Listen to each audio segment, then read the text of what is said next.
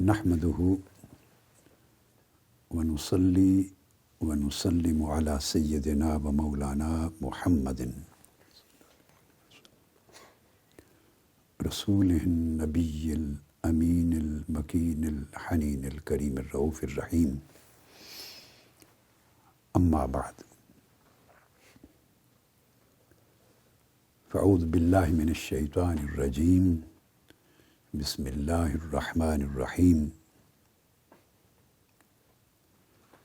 يرفع الله الذين آمنوا منكم والذين أوتوا العلم درجات والله بما تعملون خبير.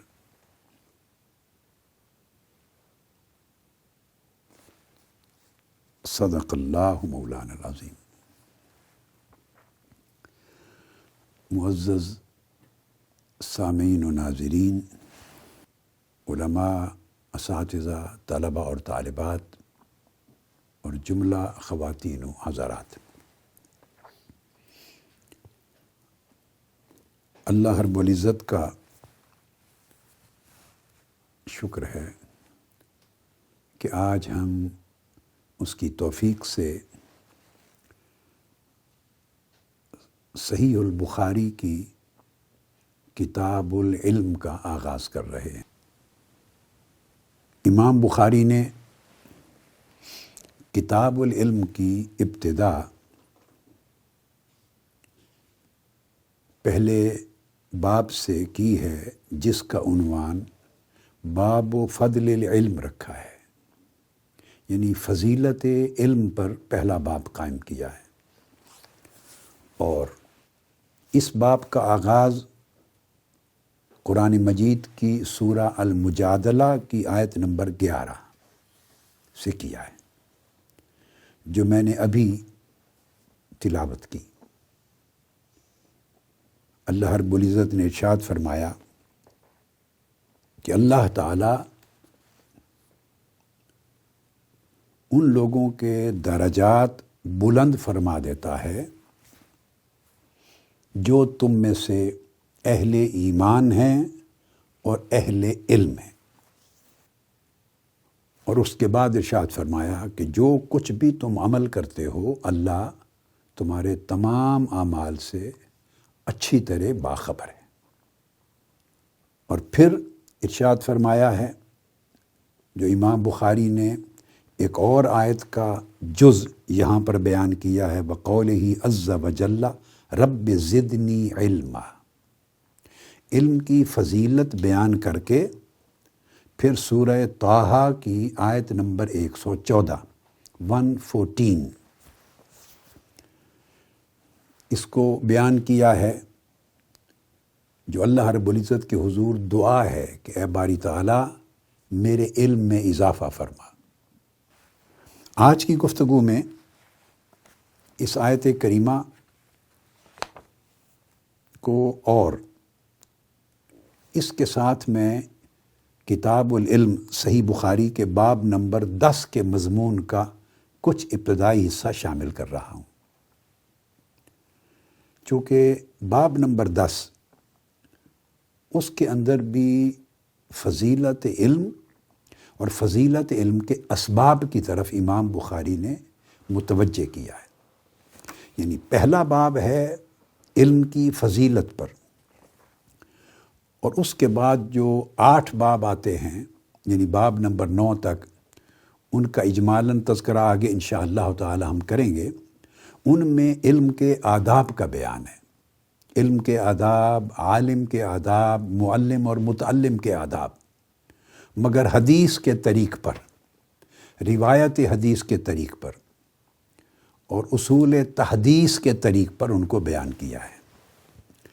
باب نمبر 10 میں آ کر یعنی علم روایت کرنے کے اور علم سماع، علم کو سننے کے، علم کو آگے منتقل کرنے اور علم کو اخذ کرنے، حاصل کرنے کے آداب، وہ قواعد اور ضوابط اور اصول الحدیث کے طور پہ امام بخاری نے متعین کیے ہیں. ان سے اصول حدیث کے کئی باب قائم ہوئے.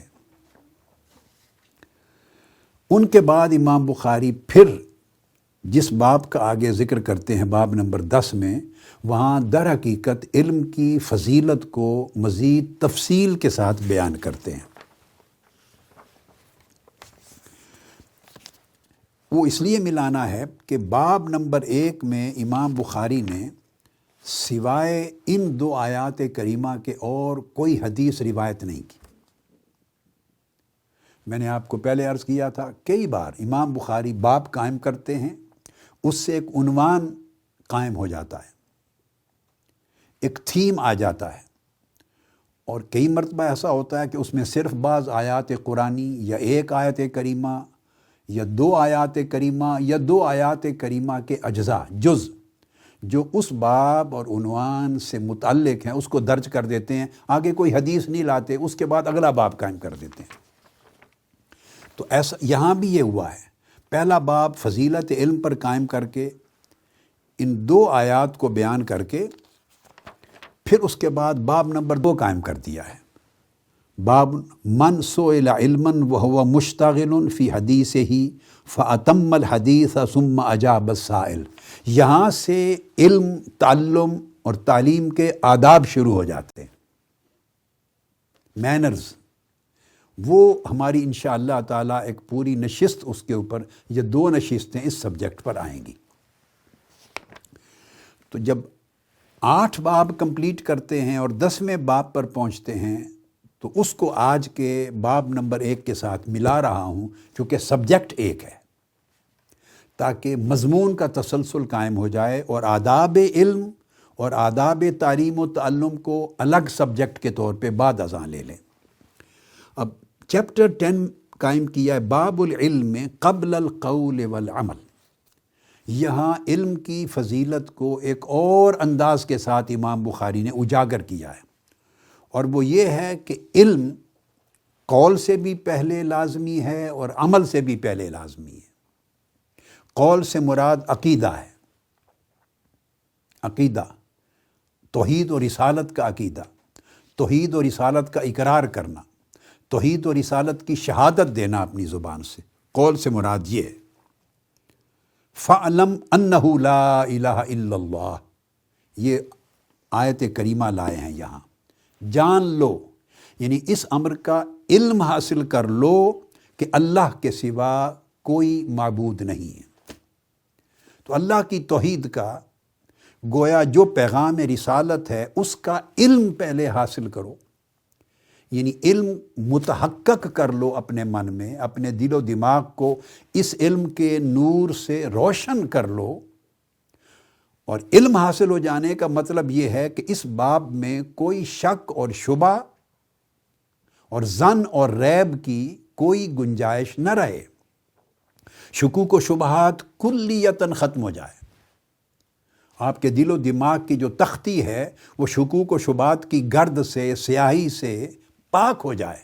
علم کا مطلب یہ ہے کہ وہ جہالت کو بھی دور کرتا ہے، ظن اور گمان کو بھی دور کرتا ہے، شک کو بھی دور کرتا ہے، وہم کو بھی دور کرتا ہے۔ علم مرتبہ یقین ہے، اور اس سے نیچے وہ سارے مرتبے جاننے کے جن میں شک اور شبہ کی گنجائش ہے، ظن و تخمین کی گنجائش ہے، جس کی وجہ سے انسان کی طبیعت میں تردد پیدا ہوتا ہے، شبہات وارد ہوتے ہیں، متزلزل ہوتا ہے آدمی، اور اپس اینڈ ڈاؤنز آتے ہیں اس کے عقیدے میں، ایمان میں، اور وہ اس کے اعمال پہ اثر انداز ہوتے ہیں۔ ان تمام کیفیتوں کو ریموو کر دینا، ختم کر دینا۔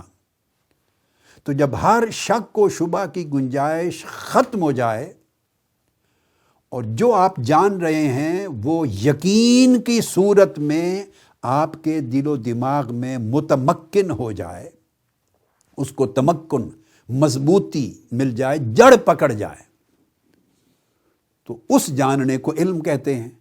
تو فرماتے ہیں کہ عقیدہ لا الہ الا اللہ سے بھی پہلے اس مرتبے کا علم ضروری ہے، تو اس کو عنوان دیا ہے قول، یعنی اللہ کی توحید کا کلمہ سے بھی پہلے علم ضروری ہے کہ تمہیں معلوم ہو جس اللہ کو مان رہے ہو وہ ذات کون ہے، وہ ہستی کون ہے، جس کی وحدانیت کا اقرار کر رہے ہو اس وحدانیت سے مراد کیا ہے، اور کیا کیا چیزیں تمہیں اس کی وحدانیت میں اور اس کی توحید میں اور پیغام رسالت میں شک وارد کر سکتی ہیں اور تمہیں ڈاواں ڈول کر سکتی ہیں، کن کن اسباب کے باعث تم ڈگمگا سکتے ہو، پھسل سکتے ہو، وہ سارے اسباب ان کی جڑ کاٹ دو، قطع کر دو۔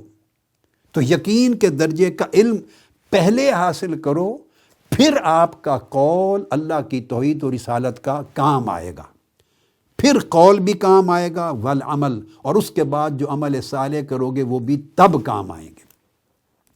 تو اس باب نمبر 10 کا یہ عنوان بنانے کی حکمت یہ ہے، وہ میسج یہ دینا چاہتے ہیں کہ کوئی قول علم کے بغیر قبول نہیں اور کوئی عمل علم کے بغیر قبول نہیں۔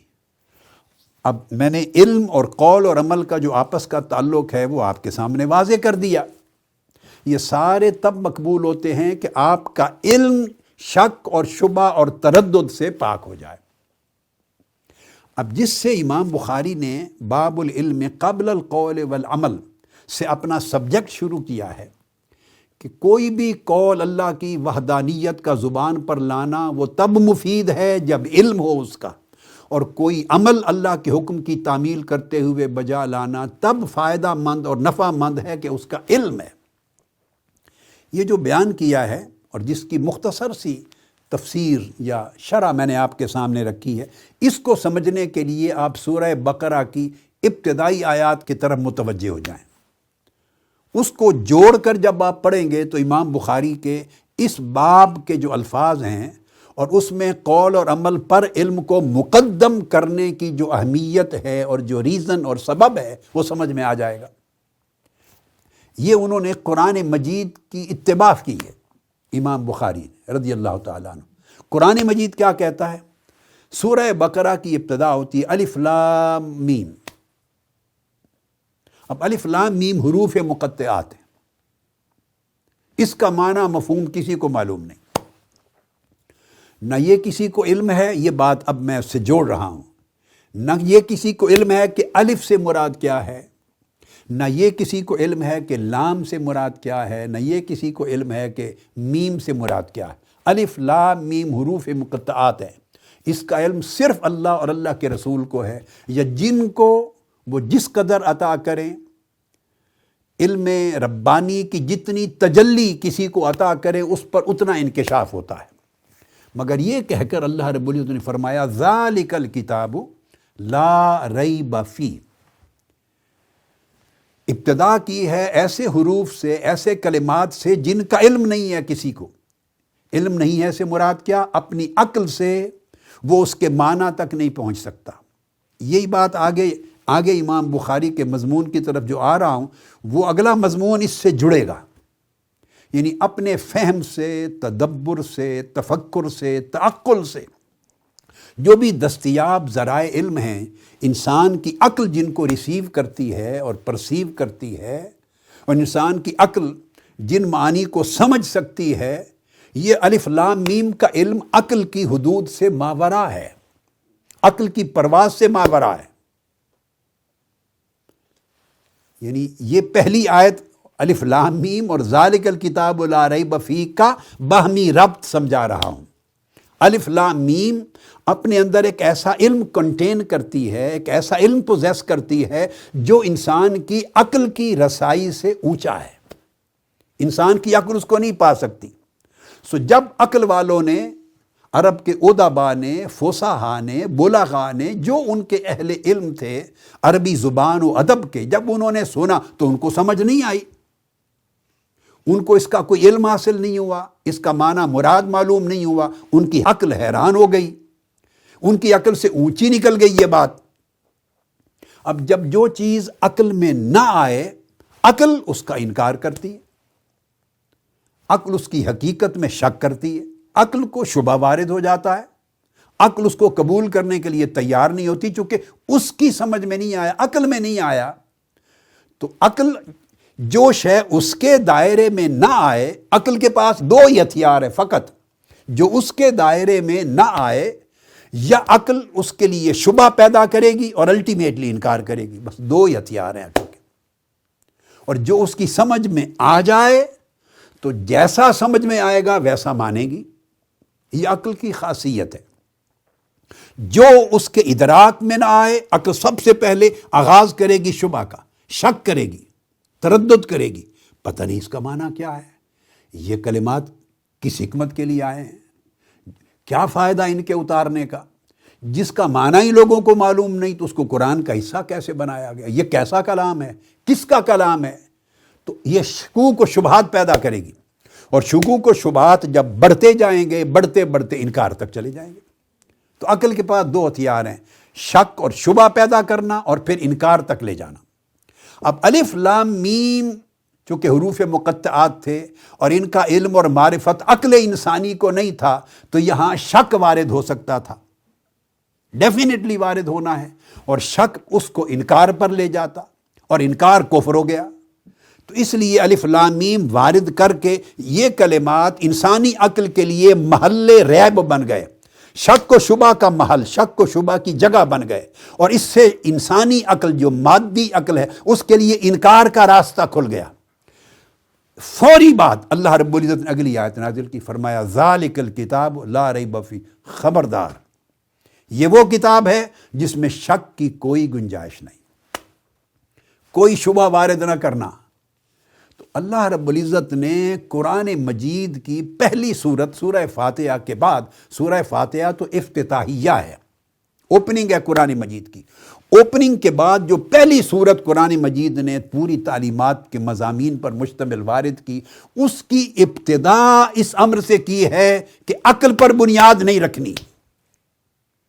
یہ پہلا میسج ہے قرآن مجید کا.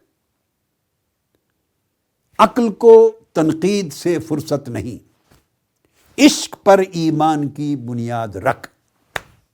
عقل نقد کرتی ہے اور عشق اور محبت عقد کرتی ہے.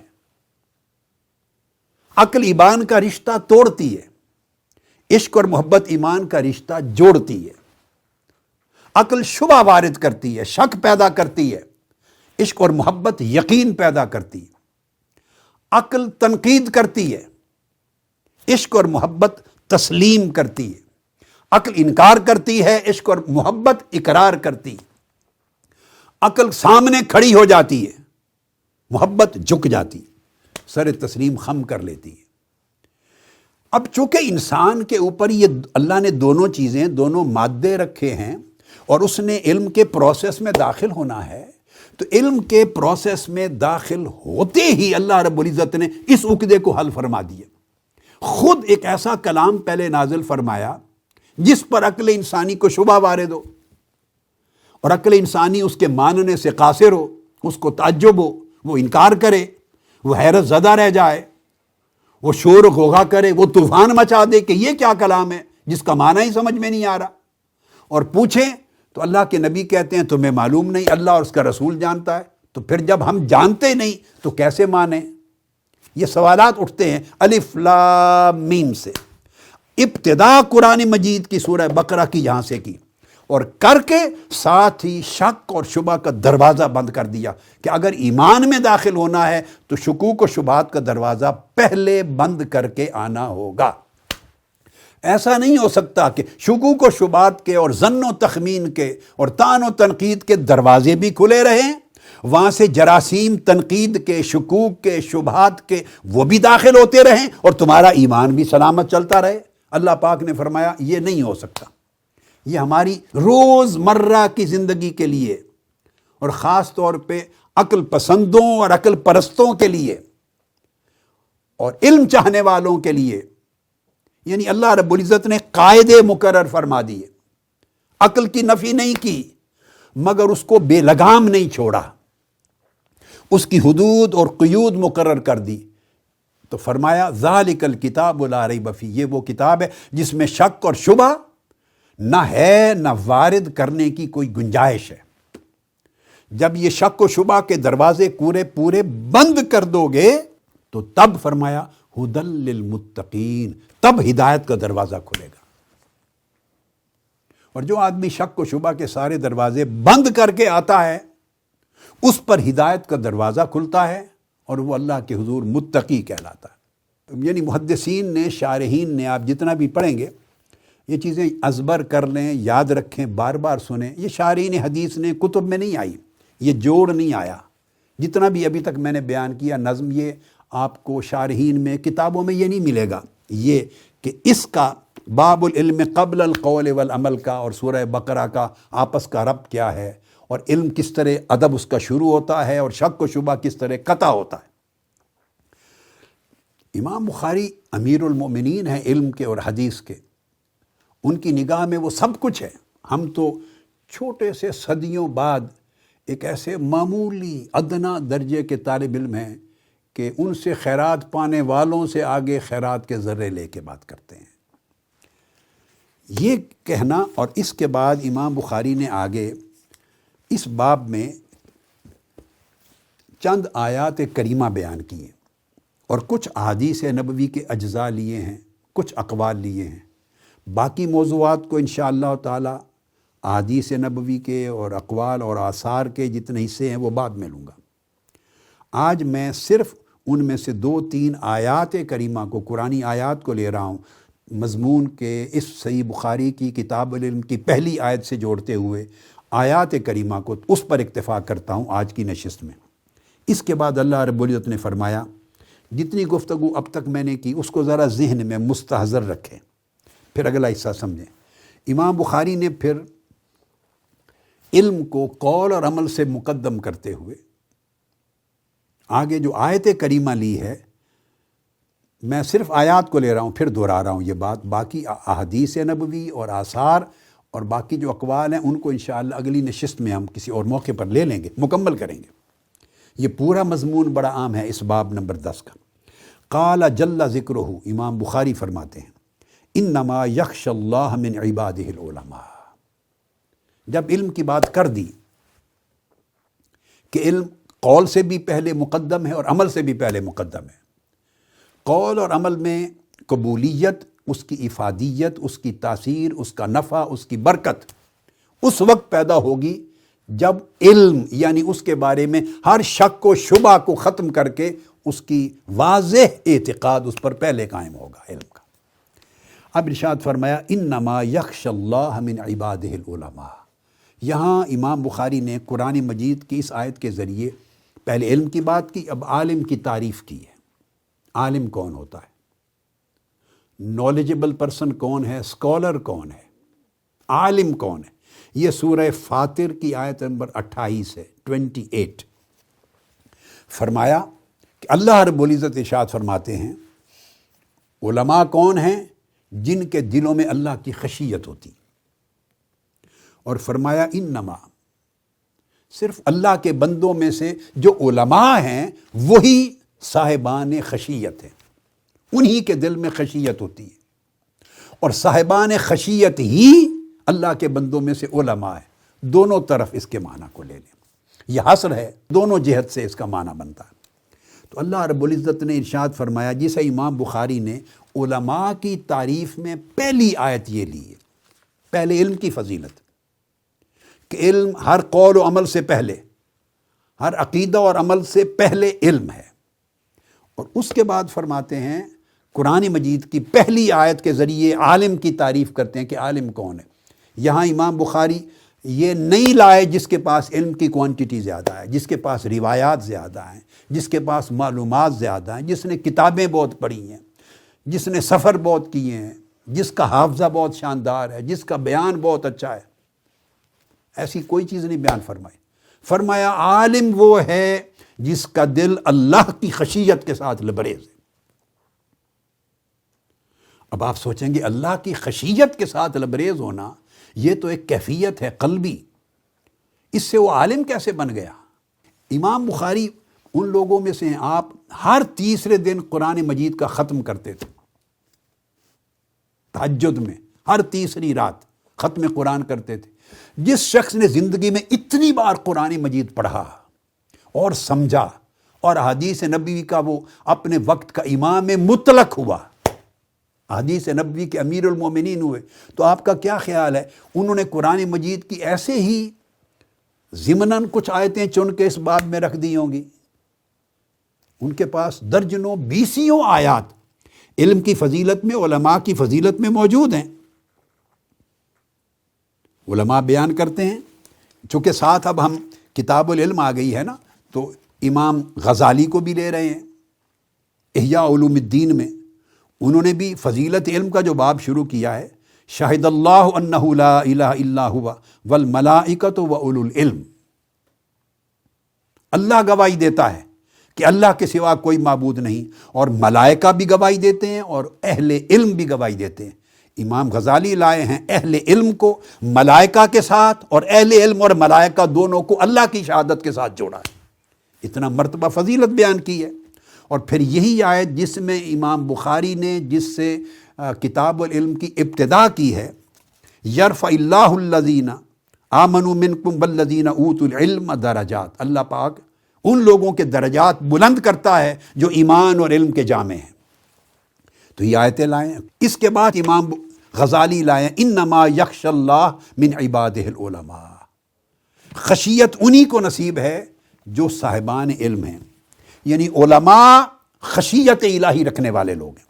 اور اس کے بعد اگلی آیت جو لائے ہیں وہ سورہ عنکبوت کی آیت نمبر 43 ہے، 43، وہ فرماتے ہیں وما یعقلھا الا العالمون، یہ جو اللہ کی نصیحتیں ہیں اور امثال ہیں، اور اللہ پاک نے ہدایت کے لیے مثالیں دی ہیں اور حکم بیان کیے ہیں اور جو نصائح کیے ہیں، یہ ان کو کوئی نہیں سمجھ سکتا، کسی کی عقل میں ان کی حقیقت اور ان کا تذکر، ان کی نصیحت اور ان کا فائدہ اور ان کی صداقت نہیں آ سکتی سوائے ان لوگوں کے جو صاحبان علم ہیں، عالمون۔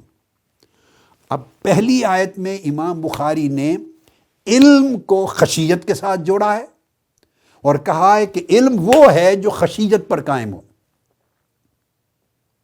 اور دوسری آیت میں علم کو عقل کے ساتھ جوڑا ہے، مگر خشیت کے بعد لائے، وہ عقل کو پہلے بھی لا سکتے تھے۔ اب یہ بات توجہ طلب ہے، جب دیکھیے نا ہم کتابوں کو پڑھتے ہیں، فلسفے کی کتابیں پڑھ لیں یا عام احوال علم کے، آداب علم کے اور شرائع کے بارے میں یا فقہ کے اور اصول میں جب ہم بات کرتے ہیں کہ علم کے ذرائع کیا ہیں، تو اس میں تو حواس اور عقل آتی ہے، خشیت کا تو نام نہیں آتا۔ جب ہم ظاہری طریقے سے علم کس کس چینل سے آتا ہے، کس کس ذریعے سے آتا ہے، تو ان ذرائع کی بات کرتے ہیں، سورسز کیا ہیں نالج کے، تو اس میں تو عقل کی بات آتی ہے۔ امام بخاری عقل بعد میں لاتے ہیں، عقل کا تعلق علم سے، خشیت پر علم کی بنیاد رکھتے ہیں، خشیت پر قائم کرتے ہیں سب سے پہلے، وہ اس آیت کو پہلے ترجیح کرتے ہیں، اور تب جا کر تیسری آیت میں لاتے ہیں وَقَالُوا لَوْ كُنَّا نَسْمَعُ أَوْ نَعْقِلُ مَا كُنَّا فِي أَصْحَابِ السَّعِيرِ، یہ سورہ ملک کی آیت نمبر 10 ہے، 10، کہ قیامت کے دن مجرمین کہیں گے کاش ہم سما کرتے ہوتے، ہم سنتے ہوتے اور ہم سمجھتے ہوتے تو آج ہم دوزخ کی آگ میں نہ جل رہے ہوتے۔ تو تیسری آیت میں سما اور عقل کو جوڑتے ہیں، یعنی آپ دیکھیے علم کو درجہ بدرجہ امام بخاری کس طرح انٹروڈیوس کروا رہے ہیں، کس طرح انٹروڈیوس کروا رہے ہیں۔ امام غزالی نے بھی احیاء علوم الدین میں کتاب العلم میں تمام مراتب بیان کرنے کے بعد آخری باب عقل کا قائم کیا ہے، اور عقل سے پہلے نقل کا باب قائم کیا، یعنی قائم کیا ہے فضل العلم والتعلیم والتعلم، علم کی فضیلت، تعلیم، علم دینے کے آداب، علم حاصل کرنے کے آداب، وشواہدہ من النقل والعقل، اور ان کے دلائل نقل سے یعنی سماع سے، روایت سے، حدیث سے اور عقل سے، اور بعد میں پھر عقل کا مقام یا مرتبہ یا حیثیت، سٹیٹس کیا ہے، آخری باب بنایا ہے۔ امام بخاری نے پھر یہ کہہ کر بعد میں فرمایا هل يستوي الذين يعلمون والذين لا يعلمون، ایسا علم رکھنے والے اور ایسا علم نہ رکھنے والے دونوں کبھی برابر نہیں ہو سکتے۔ اب سوال پیدا ہوتا ہے ایسا علم کون سا ہے؟ جس علم کو امام بخاری نے ایک ترتیب بنائی ہے، اور امام غزالی نے احیاء علوم الدین میں ابواب اپنی کتاب العلم کے اسی ترتیب سے قائم کیے ہیں، اور ہر امام نے جو علم کا امام ہے انہوں نے اسی طرح ترتیب بنائی ہے۔ وہ کیا ہے؟ تو امام بخاری کے نزدیک علم کی ابتدا خشیت سے ہوتی۔ خشیت کیا ہے؟ خشیت عقل سے نہیں آتی۔ اب یہ بات سمجھنے والی، عقل اس کے بعد لائے ہیں کہ یہ امثال یہ کائنات کی تخلیق اور زمین کی تخلیق، یہ تدبر، اب اس کو بھی دیکھ لیں، خشیت کہاں سے آتی ہے اور عقل کہاں سے آتی ہے۔ سورہ آل عمران میں ایک آیت کوٹ کرتا ہوں، آپ اس کے نظم کو دیکھیں۔ ارشاد فرمایا اعوذ باللہ من الشیطان الرجیم ان فی خلق السماوات والارض واختلاف اللیل والنہار لآیات لأولی الالباب، زمین و آسمان کی تخلیق میں اور رات اور دن کی گردش میں نشانیاں ہیں لأولی الالباب، فہم والوں کے لیے۔ اب فہم کہاں سے آتا ہے یا عقل کہاں سے آتی ہے؟ اس کی تعریف کی الذین یذکرون اللہ قیاما وقعودا وعلی جنوبہم۔ اب اولی الالباب، عقل والے کون ہیں، فہم والے کون ہیں، سمجھ بوجھ والے کون ہیں، شعور والے کون ہیں، ان کی تعریف قرآن دے رہا ہے۔ وہ لوگ جو اللہ کو ہر وقت یاد کرتے ہیں، اللہ کا ذکر کرتے ہیں، حالت قیام میں بھی، بیٹھے ہوئے بھی، لیٹے ہوئے بھی، یعنی ان کی زندگی کی کوئی حالت اللہ کی یاد اور اس کے ذکر سے غافل نہیں ہوتی۔ یہ عقل والوں کی تعریف ہو رہی ہے۔ ہمارے یہاں عقل کا معنی کچھ اور ہے۔ ہم بس یہ جو دماغ کے خانے کے اندر عقل ہے اور جو ہمیں سنوارتی بگاڑتی ہے جدھر لے جا، ہم بس اسی کو عقل سمجھتے ہیں۔ نہیں، عقل کا معنی قرآن سے لو، پھر عقل ایک حد میں بند ہو کر سیدھی ہو جائے گی، پھر سیدھی ہو جائے گی۔ اگر عقل کا معنی اور حدود و قیود قرآن اور سنت سے نہیں لیں گے تو عقل بگڑ جائے گی، عقل شیطان بن جائے گی۔ اور اگر عقل قرآن اور سنت کے مطابق اس کو پابند رکھیں گے تو عقل ملکوتی ہو جائے گی، فرشتہ بن جائے گی۔ عقل کے اندر فرشتہ بننے کی بھی صلاحیت ہے اور شیطان بننے کی بھی صلاحیت ہے۔ اب میں بتا رہا ہوں، قرآن مجید نے اہل عقل، اہل فہم، اہل شعور کن کو کہا؟ اولی الالباب۔ فرمایا جو ہر وقت ذکر کرتے ہیں، تو ذکر و تذکر کو اللہ رب العزت نے مقدم کیا۔ جس کی عقل ذکر الہی سے خالی ہے، جس کی عقل ذکر الہی سے خالی ہے، جس کی زندگی میں غفلت ہے، اس کی عقل کبھی نور پیدا نہیں کر سکتی۔ اور جس شخص کی زندگی میں ذکر و تذکر ہے، اس کی عقل نور کی طرف اسے لے جائے گی۔ تو عقل میں نور تب پیدا ہوتا ہے جب ذکر کا چشمہ کھل جائے۔ عقل کو نور اللہ کے ذکر سے ملتا ہے۔ یہ جو امام بخاری نے آیت لائی ہے، اس کی طرف مضمون کو لے جا رہا ہوں۔ انما یخشى اللہ من عبادہ العلماء، خشیت والوں کو علماء کہا ہے۔ وہ کس طرح؟ جیسے قرآن نے کہا، ذکر کرتے ہیں صبح و شام، کھڑے بیٹھے لیٹے، یعنی ان کی زندگی کی کوئی حالت اللہ کے ذکر اور اللہ کی یاد سے خالی نہیں ہوتی۔ ان کی زندگی اللہ کے ذکر کے نور سے روشن ہوتی ہے، اور انوار الہیہ جو اللہ کے ذکر کے ہیں وہ اترتے ہیں۔ اور یاد رکھ لیں، جہاں ذکر ہوتا ہے ہر وقت وہاں ملائکہ اترتے ہیں۔ اس معنی کو، اس آیت کو سمجھتے ہوئے کبھی نہ بھولیں، جو شخص اللہ کا ذاکر ہے، دو باتیں، ایک اللہ نے کہا جہاں ذکر ہوتا ہے وہاں میرے ملائکہ آتے ہیں، اور ذکر کرنے والے کی مجلس میں ملائکہ بیٹھتے ہیں۔ گویا اللہ کا ذکر جو شخص رات دن کھڑا اٹھے بیٹھے کھڑے ہمہ حالت کرتا رہتا ہے، اللہ پاک اپنے ملائکہ کی سنگت اس کو دیتا ہے، اس کو ملکوتی سنگت اور صحبت ملتی ہے۔ ملائکہ مالا اعلیٰ سے نور لاتے ہیں، اور ملائکہ کی سنگت ملے تو گمراہ ہونے کے امکانات کم ہو جاتے ہیں۔ جو ذکر کم ہوتا چلا جاتا ہے، ملکوتی سنگت اور صحبت کم ہوتی چلی جاتی۔ الذین یذکرون اللہ قیاما وقعودا وعلی جنوبہم ویتفکرون فی خلق السماوات والارض، اور اس کے بعد عقل کا نام لیا، فرمایا پھر تفکر کرتے ہیں زمین و آسمان کی کائنات کی تخلیق پر۔ تو زمین و آسمان کی تخلیق پر جب انسان تفکر کرتا ہے عقل سے، تو وہ تفکر اس کو اللہ کے ماننے کی طرف بھی لے جا سکتا ہے، اللہ کے انکار کی طرف بھی لے جا سکتا ہے۔ تفکر کرنے سے، یہ سائنٹسٹ ہیں، مسلم بھی ہیں، نان مسلم بھی ہیں، اسی تفکر سے بندہ کافر بھی ہوتا ہے، اسی تفکر سے بندہ مومن بھی ہوتا ہے۔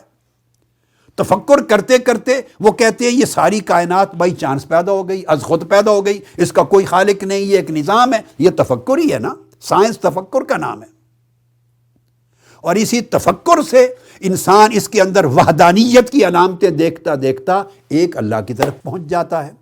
مگر کون اللہ کے انکار کی طرف پہنچتا ہے اور کون اللہ کی معرفت اور اقرار کی طرف پہنچتا ہے؟ جس کے تفکر کے پیچھے تذکر ہے، جس کے تفکر کے پیچھے ذکر ہے اللہ کا، وہ اللہ کے ذکر والا جب تفکر کرے گا تو وہ تفکر اسے کہاں پہنچائے گا؟ ربنا ما خلقت ھذا باطلا، اے ہمارے رب تو نے زمین و آسمان کی کائنات بغیر کسی اچھے مقصد کے نہیں بنائی۔ تو وہ ذکر اس تفکر کو اللہ کی معرفت کی طرف لے جائے گا، اور جو تفکر بلا تذکر ہوگا، جو تفکر بلا ذکر الہی ہوگا، وہ اس کو اقرار نہیں انکار کی طرف لے جائے گا۔ اب جس طرح ذکر کے بغیر فکر عقل سے آتی ہے، ذکر کا محل قلب ہے، جس طرح فکر بلا ذکر کفر کے راستے پہ چلنا زیادہ آسان ہو جاتا ہے، اور فکر مع ذکر کے ساتھ نور اور ایمان کی طرف جاتا ہے، اس طرح فرمایا علم وہ ہے اور علماء وہ ہیں جو اللہ کی خشیت کے ساتھ۔ اب خشیت کیا ہے؟ وہ چیز سمجھنے والی خشیت، اللہ پاک کی جو خشیت ہے یہ دو کیفیتیں ہیں، ایک ہے اللہ کا خوف، ایک ہے اللہ کی محبت۔ بندہ ان دو کیفیتوں میں رہتا ہے۔ اب جو فرمایا انما یخشی اللہ من عبادہ العلماء، یہاں دیکھیے لفظ خوف بھی نہیں استعمال کیا، یہاں لفظ استعمال کیا خشیت، جو اللہ کی خشیت رکھتے ہیں۔ اب اردو ترجمہ کرتے ہوئے خشیت کا معنی بھی لکھ دیتے ہیں جو اللہ سے ڈرتے ہیں۔ خشیت کا کوئی بدل اردو لینگویج میں نہیں ہے اور انگلش لینگویج میں بھی نہیں۔ اب کیا کریں؟ جب مترجم ترجمہ کرے گا اس کا انگلش میں یا اردو میں، تو اس کے پاس انما یخشی اللہ کے لیے کوئی ووکیبلری نہیں ہے، نہ انگلش میں نہ اردو میں۔ عربی میں جدا ہے، خوف الگ لفظ ہے، خشیت الگ لفظ ہے۔ خائفون الگ ہیں اور خشیت کرنے والے وہ الگ ہیں، یخشون والے الگ ہیں، یخفون والے الگ ہیں۔ تو اب یہ جو کہاں سے پیدا ہوتی ہے؟ ایک کیفیت ہے اللہ کا خوف اور ایک کیفیت ہے اللہ کی محبت۔ محبت کے بغیر اگر خوف ہو یا خوف غالب ہو، محبت پر خوف غالب ہو تو تقویٰ بن جاتا ہے۔ محبت پہ خوف غالب ہو تو تقویٰ ہو جاتا ہے، اور خوف پر محبت غالب ہو تو خشیت ہو جاتی۔ خشیت خوف اور محبت کا مجموعہ ہے۔ اللہ سے ایسا ڈرنا یعنی متقین کا ڈرنا خوف ہے، متقین کا ڈرنا خوف ہے، اور محبین کا ڈرنا خشیت ہے۔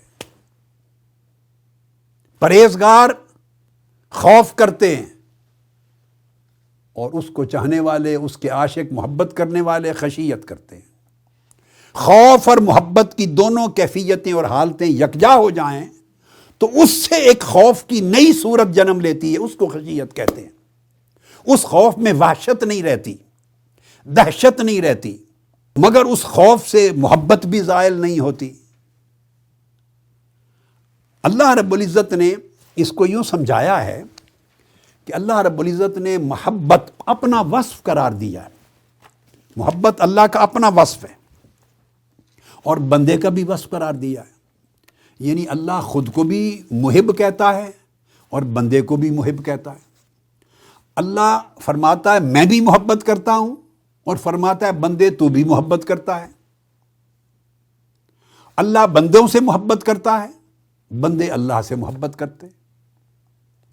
تو محبت ایک ایسا وصف ہے جو اللہ نے اپنے اور اپنے بندوں کے درمیان مشترک بنا دیا ہے، مگر اللہ کا وصف اس کی شان کے لائق ہے اور بندوں کا وصف ان کی شان کے لائق ہے۔ اس کی حقیقت تو مشترک نہیں ہوتی، مگر وصف اللہ پاک نے دونوں، جیسے علم ہے، جیسے حیات ہے، جیسے سماع ہے، اللہ پاک نے محبت کا وصف مشترک بنا دیا۔ اب قرآن مجید نے کہا، اللہ رب العزت نے، قل ان کنتم تحبون اللہ، اگر تم، یعنی بندوں سے فرمایا، اگر تم اللہ سے محبت کرتے ہو تو فاتبعونی، میرے محبوب کی آقا علیہ السلام کو فرمایا کہہ دیجئے میری اتباع کرو، یحببکم اللہ، اللہ تم سے محبت کرے گا۔ تو آیت کریمہ کے پہلے حصے میں بندہ محب ہے اور اس آیت کریمہ کے دوسرے حصے میں اللہ محب ہے۔ جب بندہ محب ہوتا ہے تو اللہ محبوب ہو جاتا ہے، اور جب اللہ محب بنتا ہے تو بندہ اس کا محبوب ہو جاتا ہے۔ اب دیکھیے، یہ نہ شاعری ہے نہ صرف صوفیاء کی باتیں ہیں، بعض لوگوں نے ڈیپتھ میں جا کے قرآن مجید میں اللہ کے ان صفات و اوصاف کو سمجھنے کی کوشش نہیں کی، یہ انہیں سمجھایا نہیں گیا۔ یہ قرآن مجید ہے، فرمایا ان کنتم تحبون اللہ، اگر تم اللہ سے محبت کرتے ہو، یعنی تم محب بننا چاہتے ہو یا محب ہو اور اللہ کو اپنا محبوب سمجھتے ہو، تو پھر میرے محبوب کی اتباع کر لو، یحببکم اللہ، تو اس کے بدلے میں اللہ تمہارا محب ہو جائے گا، تمہیں اپنا محبوب بنا لے گا۔ تو دیکھیے، بندہ محب بھی ہو گیا، محبوب بھی ہو گیا، اللہ محب بھی ہو گیا، محبوب بھی ہو گیا، تو اللہ محبت کرتا ہے۔ اب اگلی آیت کریمہ، یہ سورہ آل عمران کی آیت نمبر 31 ہے۔ پھر سورہ المائدہ کی آیت نمبر 54 یعنی 54، اس میں فرمایا اللہ پاک نے، اگر تم اللہ کے دین سے پھر جاؤ گے تو کوئی بات نہیں، فَسَوْفَ يَأْتِ اللَّهُ بِقَوْمٍ يُحِبُّهُمْ وَيُحِبُّونَهُ، تو اللہ ایسے لوگوں کو لائے گا جن لوگوں سے اللہ محبت کرتا ہوگا، جن سے اللہ محبت کرتا ہوگا وہ اللہ کے محبوب ہوں گے اور اللہ ان کا محب ہوگا، وَيُحِبُّونَهُ، اور وہ اللہ سے محبت کرتے ہوں گے، یعنی وہ اللہ کے محب ہوں گے اور اللہ ان کا محبوب ہوگا، یعنی اللہ اور اس کے وہ بندے دونوں آپس میں محب اور محبوب کے رشتے میں جڑے ہوئے ہوں گے۔ اللہ ان کا محب ہوگا، یہ اللہ کے محب ہوں گے، اور یہ بندے اللہ کے محبوب ہوں گے اور اللہ ان کا محبوب ہوگا۔ آپ نے دیکھا محبت کا وصف کس طرح اللہ نے بیان کیا۔ جب اللہ اس طرح محبت کا وصف بیان کرتا ہے تو بندے جو اللہ کو چاہنے والے ہیں، جن کے اندر ایمان کی شمع روشن ہو گئی ہے، ان کے اندر محبت کا بھانبڑ مچ جاتا ہے، محبت کا نور روشن ہو جاتا ہے، امید لگ جاتی ہے، امید۔ اللہ بندوں سے محبت کرتا ہے، اور صرف محبوب ہی نہیں، وہ محب بھی بنتا ہے۔ یہ محبت انہیں تڑپا دیتی ہے، انہیں تڑپا دیتی ہے، انہیں جگاتی ہے، انہیں اللہ کی طرف دوڑاتی ہے، انہیں اللہ کے ذکر پر قائم کرتی ہے، اللہ کی طاعت پر مستقل طور پہ لگاتی ہے، اللہ کی نافرمانی اور معصیت سے دور کرتی ہے۔ یعنی جو دیکھتے ہیں کہ صرف میرا محبوب ہی نہیں، اللہ مجھ سے محبت کرے گا، میں تو نکلا تھا اللہ سے محبت کرنے، ہاں یہ بھی ممکن ہے کہ خود اللہ مجھ سے محبت کرنے لگ جائے اور اللہ مجھے اپنا محبوب بنا لے۔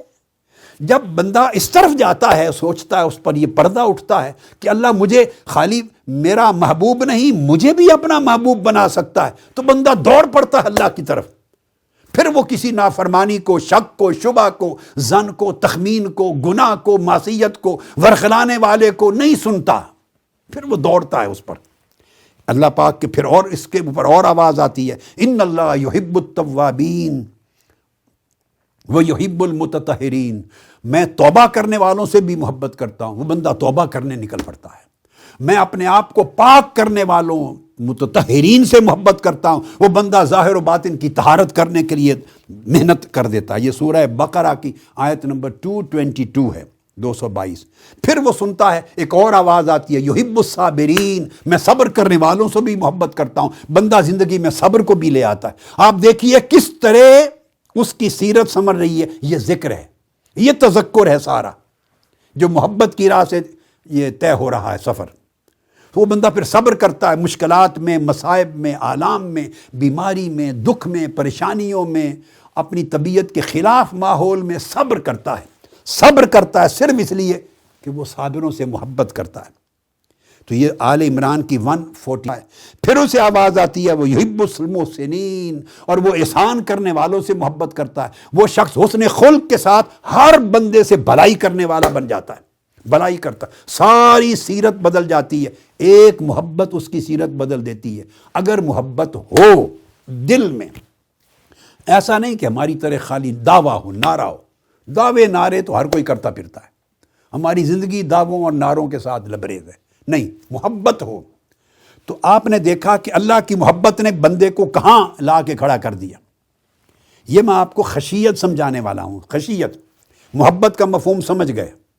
اچھا، جب یہ سمجھ گئے قرآن مجید سے محبت، اب ادھر سے ایک اور آواز آئی، اس محبت والے کو، محب کو آواز آتی ہے۔ یہ سورہ المائدہ آیت نمبر 64، اس میں اللہ پاک فرماتے ہیں واللہ لا يحب المفسدین، اے مجھ سے محبت کرنے والوں اور میری محبت کا راز جاننے والوں اور میری محبت کے لیے میری طرف دوڑے آنے والوں اور میرا محب اور میرا محبوب بننے کی چاہت رکھنے والوں، ایک بات اور بھی سن لو، آواز آتی کہ جو فساد کرتے ہیں میں ان سے محبت نہیں، ان کو نہیں چاہتا، ان سے محبت نہیں کرتا۔ جن کی نیت میں فساد ہے، جن کی سوچوں میں فساد ہے، خواہشات میں فساد ہے، اعمال و افعال میں فساد ہے، برتاؤ میں فساد ہے، میں جو فساد کرنے والے ہیں خواہ ظاہر میں خواہ وہ باطن میں فساد، میں ان سے محبت نہیں کرتا، ان کو غیر بنا دیتا ہوں، پردہ ڈال کے بھگا دیتا ہوں۔ یہاں وہ ڈر جاتا ہے، اچھا اگر فساد آ جائے نیت میں، طبیعت میں، نیت میں یا طبیعت میں یا عمل میں، تو اللہ محبت سے محروم کر دیتا ہے، بھگا دیتا ہے، ناراض ہو جاتا ہے۔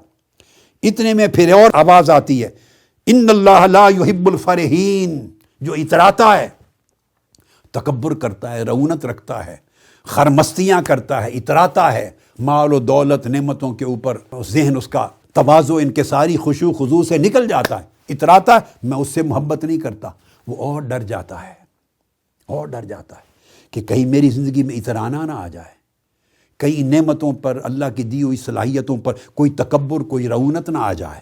یہ سورہ قصص کی آیت نمبر 76 تھی۔ اتنے میں ایک اور آواز آتی لا يحب كل مختال فخور، اور فخر اور تکبر کرنے والے اس کو بھی پسند نہیں کرتا۔ یہ سورہ لقمان کی آیت نمبر 18 ہے، 18، اور ڈر جاتا ہے کہیں تکبر نہ آ جائے میرے اندر۔ پھر ایک اور آواز آتی ہے لا يحب الظالمین، جو کسی سے بھی ظلم کرتا ہے میں اس کو پسند نہیں کرتا، اس سے محبت نہیں کرتا، اس کے اوپر ناراض ہوتا ہوں۔ پھر وہ ڈرتا ہے کہیں میں ظلم نہ کر بیٹھوں، اس بندے سے، بیوی سے، بچے سے، اس دوست سے، اس غریب سے، اس امیر سے، اس پڑوسی سے، اس رشتہ دار سے، اپنی جان پر کہیں ظلم نہ ہو جائے، نا انصافی نہ ہو جائے، وہ پھر اور ڈرنے لگتا ہے، اپنے آپ کو درست کرتا ہے۔ یہ سورہ شورا کی آیت نمبر، یہ پیغام 40 میں تھا۔ پھر ایک اور میسج آتا ہے لا يحب المسرفین، جو حد سے بڑھ کر خرچ کرتا ہے اور اپنا تمول، مالدار ہونا ظاہر کرتا، دکھاتا ہے، دکھلاوا کرتا ہے، مال ایسے تقسیم کرتا ہے کہ لوگ کہیں واہ بھئی کیا بڑا آدمی ہے۔ فرمایا میں اس سے بھی محبت نہیں کرتا، اس کو ناپسند کرتا ہوں۔ یہ سورہ انعام کی آیت نمبر 141 ہے۔ بندہ پھر ڈر جاتا ہے، پھر ڈر جاتا ہے۔ پھر اتنے میں آواز آتی ہے لا يحب المعتدین، اور جو لوگ کسی بھی معاملے میں حد سے بڑھ جاتے ہیں، حد سے بڑھ جاتے ہیں، ان کو بھی پسند نہیں کرتا، محبت نہیں کرتا۔ اب بندہ اس سے بھی ڈر جاتا ہے کہ ہر کام قدم اٹھاتے ہوئے دیکھتا ہے کہ حد کیا ہے، مجھے کس حد میں رہنا ہے، کہیں حد سے بڑھ نہ جاؤں، کہیں اس معاملے میں حد سے نہ بڑھ جاؤں، کہیں اس کام میں حد سے نہ بڑھ جاؤں، تو بندہ اپنے آپ کو محدود کرتا ہے۔ اب یہ تمام چیزیں سن کر خوف آ جاتا ہے۔ مگر سن لیں، وہ جو امید لگی تھی اور دوڑ پڑا تھا وہ بھی محبت نے جنم دیا تھا، اور یہ جو خوف آ گیا یہ بھی محبت نے جنم دیا، تو یہ خوف زدہ ہو جاتا ہے۔ وہ محبت تھی، یہ خوف تھا۔ جب وہ محبت کہ کہیں میرا محبوب مجھے بھگا نہ دے، مجھ سے لا تعلق نہ کر دے، مجھے اپنی بارگاہ سے خارج نہ کر دے، مجھے محروم نہ کر دے، مجھ سے ناراض نہ ہو جائے، ناپسند نہ کر دے، جب یہ خوف آ جائے اپنے محبوب کے حوالے سے، تو اس قسم کے خوف کو خشیت کہتے ہیں۔ اس خوف میں وحشت نہیں ہے، وہ ایک ظالم بادشاہ کا ڈر ہوتا ہے، آدمی تھر تھر کانپتا ہے، ایک دہشت نہیں ہے، یہ وہ اور نوعیت کا خوف ہے۔ وہ اولیاء کو نہیں ہوتا، لا خوف علیہم ولا هم یحزنون، ان پر وہ خوف نہیں ہوتا، ان پر خشیت ہوتی ہے، اور خشیت ساری محبت سے جنم لیتی ہے، کہیں میرا محبوب ناراض نہ ہو جائے۔ تو خوف اور محبت جب جمع ہو جاتے ہیں تو ان کے جمع ہونے سے جو کیفیت جنم لیتی ہے اس کیفیت کو خشیت کہتے ہیں۔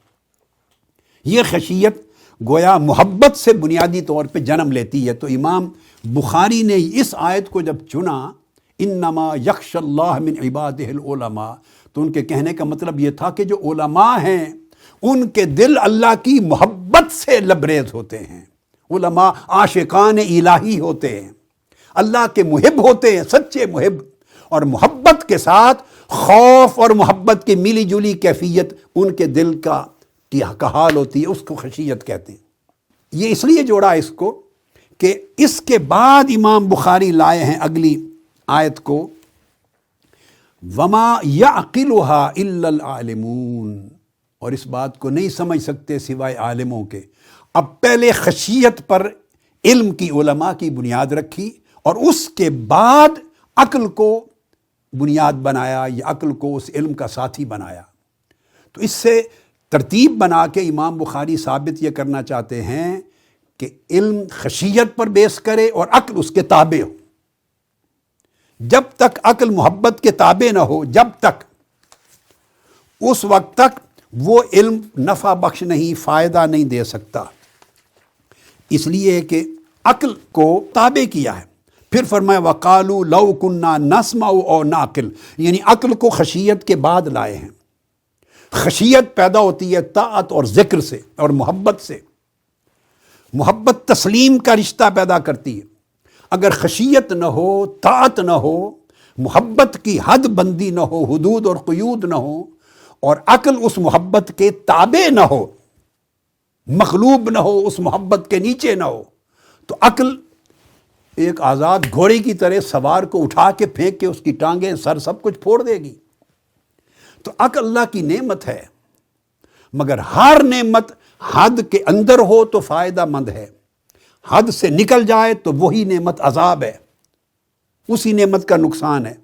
یعنی عقل کو حدود کے اندر پابند کرنے کی تعلیم دی ہے ان دو آیتوں کی ترتیب نے۔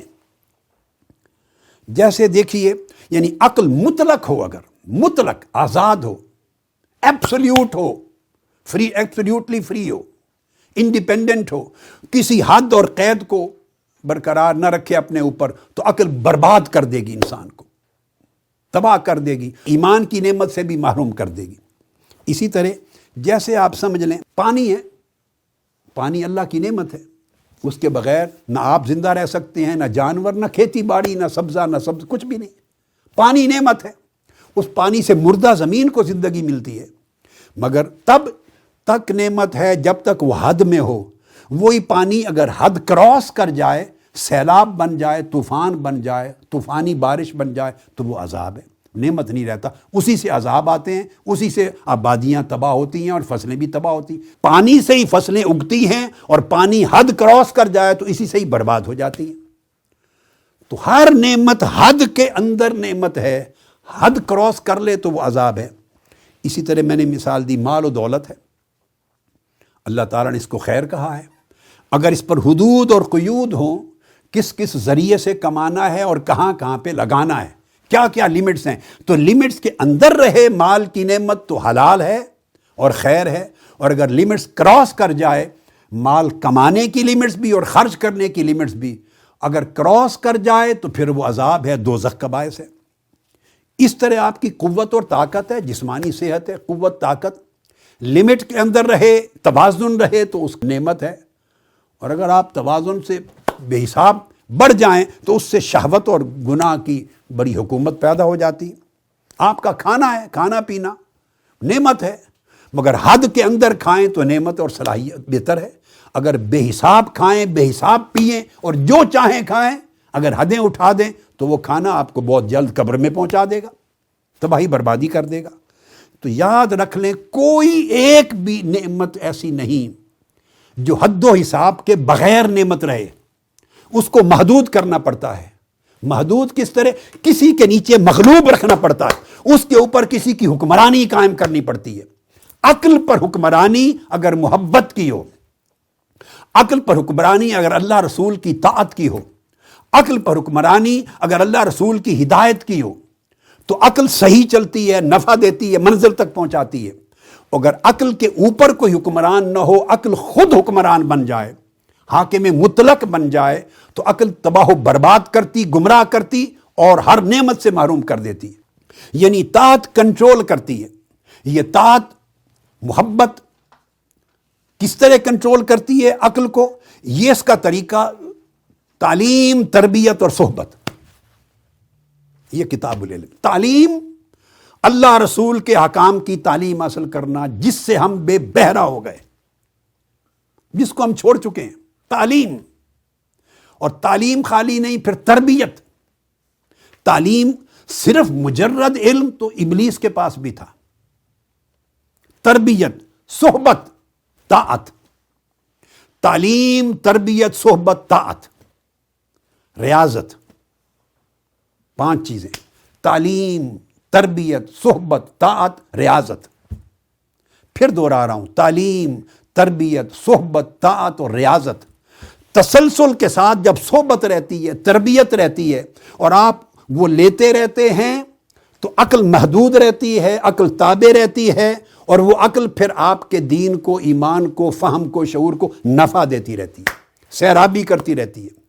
اگر صحبت اور تربیت نہ رہے تو طاعت کمزور پڑ جاتی ہے. ہماری سوسائٹی میں یاد رکھ لیں 90% افراد، 90% اتنے کمزور ہیں، ہم لوگ اتنے کمزور ہیں، 90% سے بھی زیادہ، کہ اگر تو صحبت و تربیت مسلسل زندگی میں چلتی رہے تو حدود و قیود برقرار رہتی ہیں اور عقل بھی اپنی حد میں کام کرتی ہے اور اس سے خیر جنم لیتی رہتی. جو ہی ہم صحبت اور تربیت کے عمل کو چھوڑتے ہیں، باہر نکلتے ہیں، تو جیسے ہم صحبت و تربیت سے آزاد ہوتے ہیں، وہاں عقل آزاد ہوتی ہے.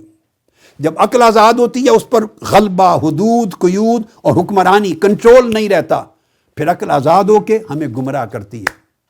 کیسے گمراہ کرتی ہے؟ کہ عقل کا کام ہے ظن و تخمین، عقل لے آتی ہے شک و شبہ، عقل لے آتی ہے گمان، تنقید.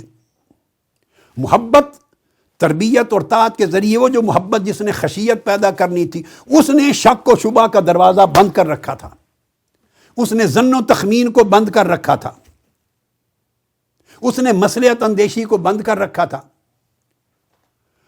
اس میں اف اور بٹس کے راستے بند کر رکھے تھے، اس نے یقین کا راستے پر چلایا ہوا تھا، عقل کو بھی لگام دی ہوئی تھی، لا ریب کے طریق پہ رکھا ہوا تھا اس نے. جب اللہ رب العزت نے آدم علیہ السلام کی تخلیق کی بات کی، سوال سب نے کیا، کیسے اس کو خلیفہ بنائے گا باری تعالیٰ، جس کی نسل خون خرابہ کرے گی، قتل و غارت کرے گی، تو کیسے یہ خلیفہ تیرا نائب بن جائے گا؟ سوال عقل سے پیدا ہوا. سب نے سوال کیا. سوال جنم لیتا ہے عقل سے. اللہ پاک نے جب انہوں نے کہا کالا اتجعل فیہا من یفسد فیہا ویسفک الدماء ونحن نسبح بحمدک ونقدس لک، سوال عقل سے پیدا ہوا تھا. اس کی نسل فساد کرے گی، قتل و غارت کرے گی، خون بہائے گی، ہم تسبیح تحمید کرنے والے، ان کو کیسے تو اپنی خلافت اور نیابت زمین پر دے گا؟ عقل سے. مگر آگے کیا ہوا؟ ایک طرف عقل محدود تھی، ایک طرف عقل لامحدود تھی. فرشتوں کے ہاں طاعت نے عقل کو جکڑ رکھا تھا زنجیر میں. سوال کیا، جب اللہ کا جواب آیا نا، اللہ پاک نے فرمایا کہ انی اعلم ما لا تعلمون. اللہ پاک نے جب حکمت بتائی تو فوراً جہاں فرشتوں کی عقل محدود تھی، حد کے اندر تھی، حد کے، وہ بول اٹھے سبحانک لا علم لنا الا ما علمتنا. باری تعالیٰ ہم ودڈرا کرتے ہیں، ہمارا علم محدود ہے. ہماری عقل نے فوری محدود عقل ایمان پر آ گئی. پہلے بھی ایمان پر تھے، اس کا ایمان کا اظہار کر دیا کہ لا علم لنا، ہمیں علم نہیں ہے سوائے اتنے کے جو تو نے بتا دیا ہے. فرشتوں کا جواب یہ آیا. مگر شیطان ابلیس کی طرف عقل غیر محدود تھی، اس کے اوپر وہ کنٹرول نہیں تھا. ابلیس نے یہ بات نہیں کی، ابلیس نے جواب نہیں دیا، اس نے سجدہ نہیں کیا. اللہ نے پوچھا کیوں نہیں سجدہ کیا؟ ابلیس نے کہا جواب میں انا خیر منہ خلقتنی من نار وخلقتہ من طین. وہ عقل غیر محدود کا حامل تھا، اس نے دفاع کیا، اس نے کہا نہیں میں اس سے بہتر ہوں. بہتر کم تر کو سجدہ کیسے کرے؟ مجھے تو نے آگ سے بنایا، اس کو تو نے مٹی سے بنایا. فرشتے لا علم لنا کہہ کے ودڈرا کر گئے. یہ تھا عقل محدود کا فائدہ. ادھر عقل مطلق تھی، عقل لامحدود تھی، اس نے دلائل دیے، اس نے کہا کہ نہیں میں اسے افضلوں میں سجدہ نہیں کرتا. اللہ رب العزت نے جن کی عقل محدود سجدہ ریز ہو گئی، اور یہ دیکھیے عقل نہیں مانتی یہ بات، لا علم لنا، عقل نہیں مانتی. انی اعلم غیب السماوات والارض، میں جانتا ہوں زمین و آسمان کے غیب کو. انی اعلم ما لا تعلمون، وہ حکمتیں میں جانتا ہوں جو تم نہیں جانتے. یہ جو جملہ ہے یہ عقل نہیں مانتی، یہ محبت مانتی ہے، یہ عشق مانتا ہے، یہ طاعت مانتی ہے، یہ ذکر اور تذکر مانتا ہے. عقل نہیں مانتی کہ کوئی کہے مجھے معلوم ہے تمہیں معلوم نہیں. یہ کیا وہ کہے گا کہ ہمیں معلوم نہیں تو ہم کیوں مانیں؟ نہیں، وہ چونکہ سراپا طاعت تھے، عقل طاعت کے نیچے محدود اور مقید تھی، وہ سجدہ ریز ہو گئے، ملائکہ ہو گئے۔ ادھر طاعت کا غلبہ نہیں تھا، اس نے خالی عقل کے فیصلے کو اپنی بنیاد بنایا، تو اللہ رب العزت اس کو فرمایا کہ پھر تم فاہبط منا، نکل جا یہاں سے، اور فخرج منا انک رجیم، تو میری رحمت سے محروم ہے، فخرج انک من الصاغرین، تو بے شک ذلیل و خوار ہوگا، نکل جا یہاں سے۔ اور پھر اس نے کہا ابلیس نے انظرنی الی یوم یبعثون، مجھے قیامت تک زندہ رکھ۔ اس لیے اللہ پاک نے کہا تم زندہ رہو گے؟ اس نے کہا کیوں؟ اس نے کہا لأقعدن لهم صراطک المستقیم، میں یہی عقل غیر محدود لے کر ان بندوں کی طرف جاؤں گا جو تیری راہ پہ چل رہے ہیں، اور ان کو سارا جھانسا ہی عقل کے نام پہ دوں گا، کہوں گا ہوش کے ناخن لو، عقل سے سوچو، یہ تمہیں بیوقوف بنا رکھا ہے، یہ ایمان بالغیب پہ لگا رکھا ہے، یہ تمہیں اطاعت پہ لگا رکھا ہے، سجدہ ریزی پہ لگا رکھا ہے، سمجھ سے کام لو، سوچو۔ یہ بات سمجھ میں نہیں آتی، میں جس راستے پر میں چلا ہوں اور تباہ ہوا ہوں، اسی راستے پر تیرے بندوں کو چلاؤں گا، اور ان کی عقل میں یہی بیج بوؤں گا۔ قال فبما اغویتنی لاقعدن لهم صراطک المستقیم، جس نقطے پر میں گمراہ ہوا ہوں یہی نقطہ ان کو ڈالوں گا۔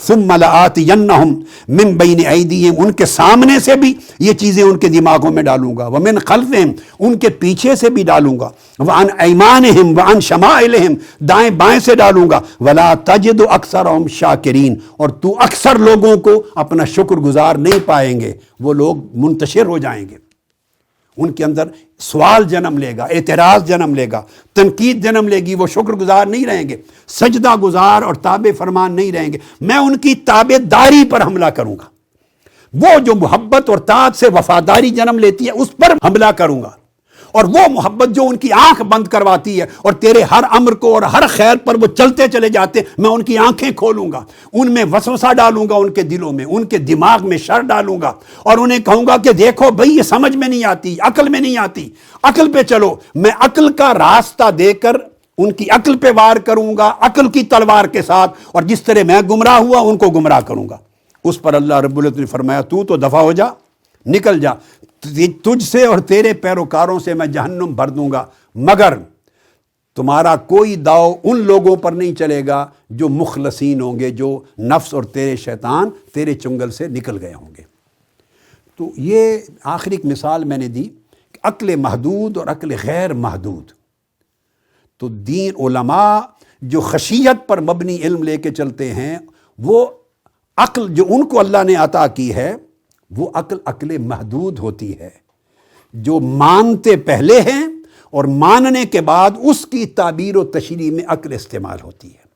لیکن ماننے کی شرط اگر عقل کو رکھ دیا جائے تو عقل اصولی طور پہ ماننے والی چیز ہی نہیں ہے۔ اس لیے اللہ رب العزت نے شروع میں فرمایا الذین یؤمنون بالغیب، یعنی ایمان غیب پر بے دیکھے بے سمجھے مان لینے کا نام ہے۔ عقل پر چھوڑ دے گے تو عقل تو ایمان داخل ہی نہیں ہونے دے گا آپ کے دماغ۔ تو آج ہم نے گفتگو ان دو آیات کریمہ کے باہمی تناظر میں اور تناسب میں کی، اور انشاءاللہ تعالی یہ مضمون جیسے اللہ رب العزت نے چاہا پھر آگے جاری رہے گا۔ والسلام علیکم ورحمۃ اللہ وبرکاتہ۔ سب سے پہلے نئی ویڈیوز کو حاصل کرنے کے لیے شیخ الاسلام ڈاکٹر محمد طاہر القادری کے آفیشیل یوٹیوب چینل کو سبسکرائب کریں اور بیل آئیکن کلک کریں۔